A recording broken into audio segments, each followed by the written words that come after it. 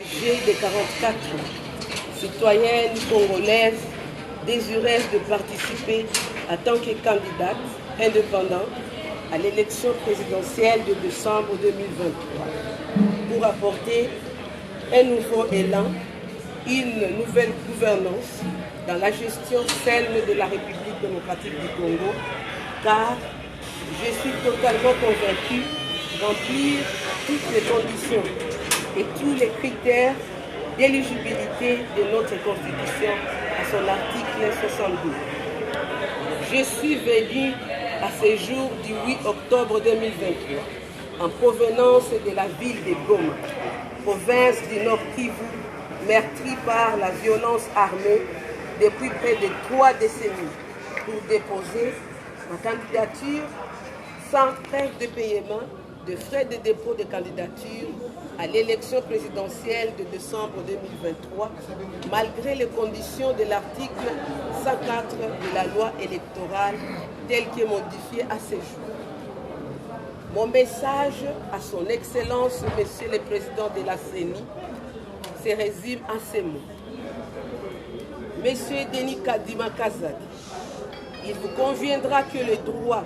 de se porter candidat à un suffrage de son choix est un droit extra-patrimonial, c'est-à-dire non évaluable en argent, et que l'article 104 de la loi électorale telle que modifiée à ce jour et qui précise les pièces jointes à la déclaration de candidature à l'élection présidentielle au point 4, je cite, un récépissé de paiement de frais de dépôt de candidature non remboursables de 160 millions de francs congolais versés dans les comptes du Trésor public. Fin de citation.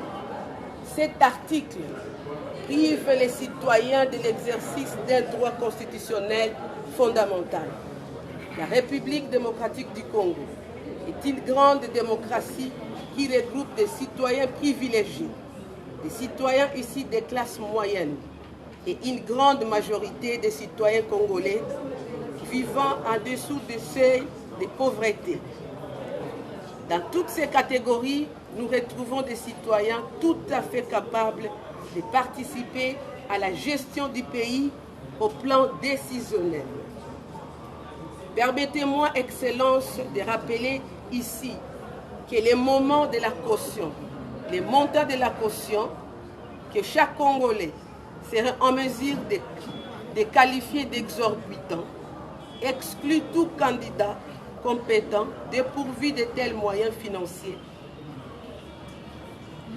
au processus électoral, qui se doit être inclusif dans une démocratie comme la nôtre. Cette caution exorbitante, consacrée par une loi électorale votée par les 2 chambres du Parlement et promulguée par les chefs de l'État en exercice, constitue une barrière financière non négligeable aux potentiels candidats démunis en dépit des projets cohérents de société. C'est pourquoi je sollicite son Excellence, Monsieur le Président de la CENI, de prolonger jusqu'au 22 octobre 2023 la date de la clôture du dépôt de candidature à l'élection présidentielle afin de permettre aux candidats désavantagés financièrement de réunir la somme intégrante de la caution pour pouvoir compétir et ainsi remplir leurs devoirs fondamentaux et leurs droits d'être élus et de se faire élire. Monsieur le Président de la CENI, je vous remercie de bien vouloir prendre en considération les bien fondés de ma déclaration afférente à ma candidature à la présidentielle de 2023 en République démocratique du Congo. Il en va de crédibilité de notre chère démocratie. Hortense Kavour Malivo pour une République inclusive. Merci.